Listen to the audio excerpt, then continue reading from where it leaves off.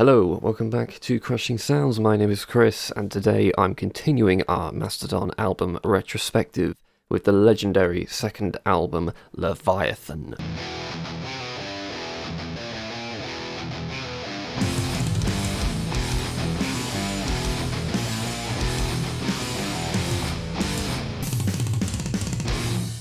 So, apologies once again for the delay on this one. As you can no doubt tell right here, I've got a bit of equipment to show off. So I've been hoping to get some decent sound quality for these videos for a long time, so I have been playing around with this new thing for a little while now, which admittedly I got a little bit carried away with playing around with rather than getting back to work on these videos, but I'm sure all of you audio snobs can relate to having fun mucking around with some new equipment, so I hope you can forgive me for that. But without any further delay, I wanted to continue the album marathon for Mastodon. So to recap, Mastodon had one of the hardest hitting, most impactful, most attention-grabbing debut albums of the 2000s with Remission. I knew going into it it had more of a heavy sludge focus, but I wasn't prepared for just how brutal yet tight that album was going to be.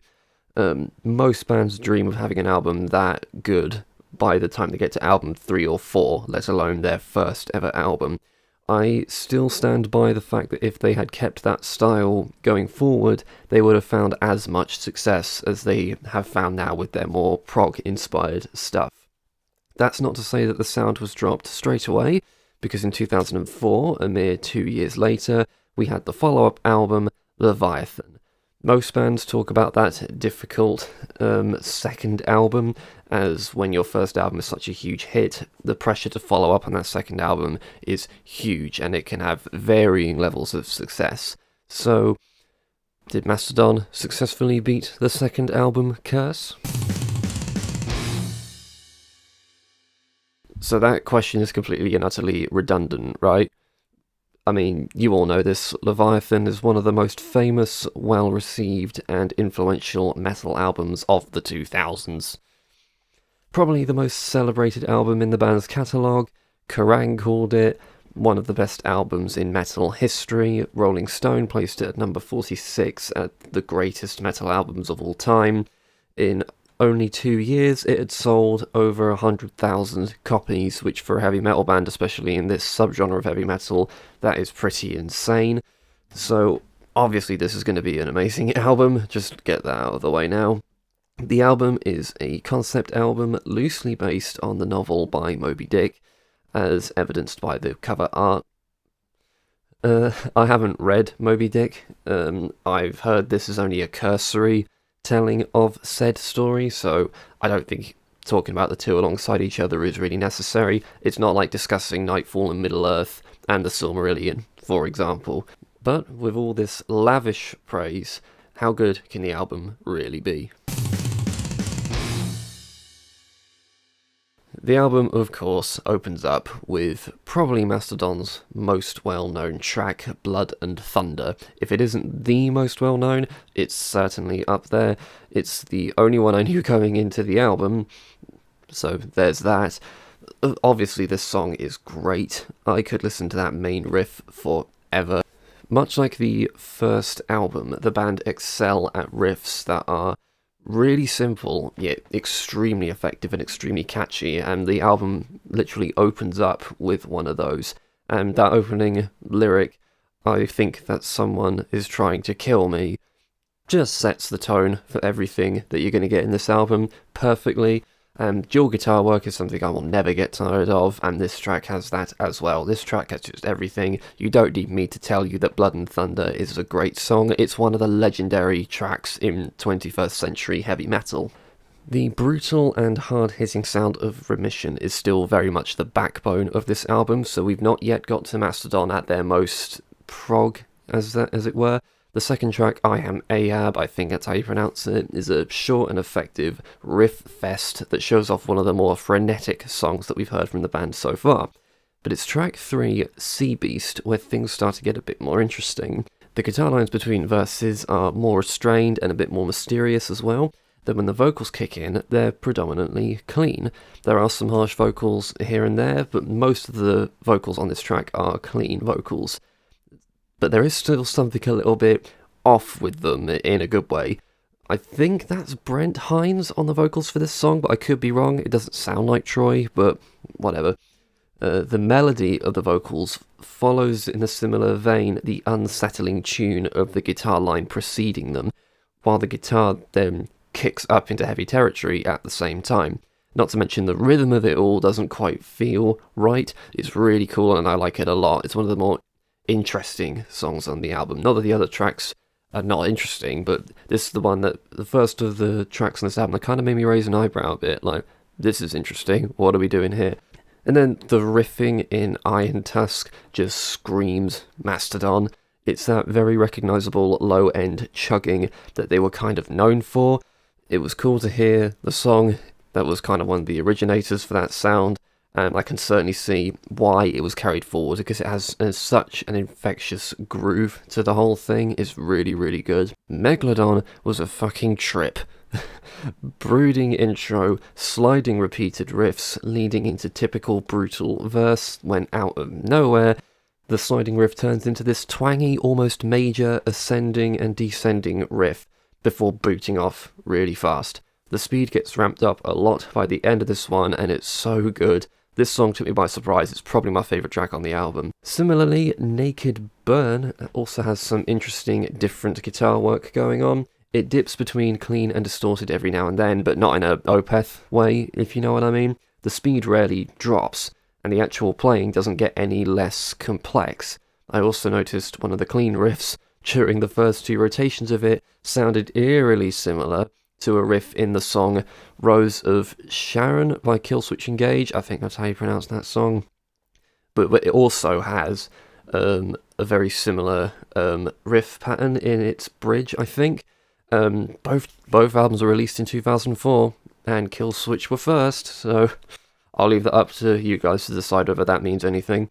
My point is, the tracks like these, I can see the seeds of what I think is going to adopt later, and that's been a really interesting thing to witness. The vocals on Aqua Dementia verge on black metal territory. That's probably an exaggeration to black metal purists out there, but it did take me by surprise when those came barging in.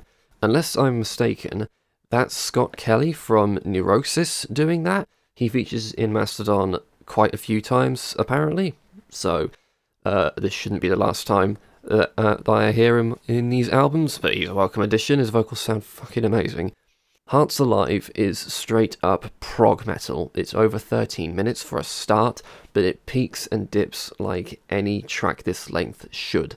For an album where every song has been less than 5 minutes, many of them even less than 4 minutes, to have a 13-minute song feel well constructed and not out of place on the album is a very impressive feat. The first half of it does have a whiff of early Opeth in how low it goes during the acoustic moments and the extended pure clean vocals, but it still has those Mastodon hallmarks of sliding guitar lines and the really heavy, harsh vocals. After that, it pauses about halfway through, and then we almost get a part 2 kind of thing going on, where it feels much more like a Mastodon-style prog song with some stunning guitar work toward the end. It's a bold and very memorable way to lead the listener into the closing piece of music on the album, which is a soothing yet somewhat psychedelic instrumental outro that feels like the perfect come down to the band's first properly long track. Leviathan is so much more consistent than Remission, and I really liked Remission for a start. There are glimpses of experimentation within this album, most notably for me are the ever-growing presence of the clean vocals on tracks like Sea Beast and Naked Burn, and of course we get the first track longer than 10 minutes, Hearts Alive. Altogether, this is a case example of a band absolutely nailing their second album. It isn't a million miles away from the first album, yet it adds a couple new dynamics and weaves them into the sound brilliantly. But also, the style that is kept from the previous album is done even better here than it was done there, so you can't really fault anything that the band tried to do on this album. The best album of all time? Well, it isn't mine, but that's just a personal preference thing. I'd still likely go for any Opeth album over this, but I can certainly see how people can come to the conclusion that this is one of the most important metal albums of the 2000s. It isn't an album that leaves me in a stunned sense of awe. I'd likely call albums like that my favourites of all time. I think one also has to be careful when they go into an album that has such a lofty reputation. When you listen to an album that many claim to be one of the greatest for over 20 years, that can cause very unrealistic expectations to it, because when the album was released, they wouldn't at the time have been calling it the greatest ever. It would have had to have built to that reputation. At the time, it was just simply a tight, brutal, solid as hell album from start to finish. I'm not trying to downplay the importance of this album, I just want to make it clear, if you are like me and are discovering this band for the first time, because I'm sure I can't be the only one, surely, don't expect this to be some sort of transcendental experience that redefines heavy metal as we know it. That's something I think people were too expectant of the new Tool album, for example. When you look at Leviathan as it is, a piece of heavy fucking metal, it's so tight, so consistent, it pushes the sound created previously whilst adding new elements that don't clash, and the fact that they achieved this after only 2 albums is absolutely mind-blowing. Opeth took a couple albums to really get into their stride. Mastodon nailed it from the word go. Their first album was great, their second album is arguably perfect. So going off script here for a moment, just to talk about all this new cool shit that I've got.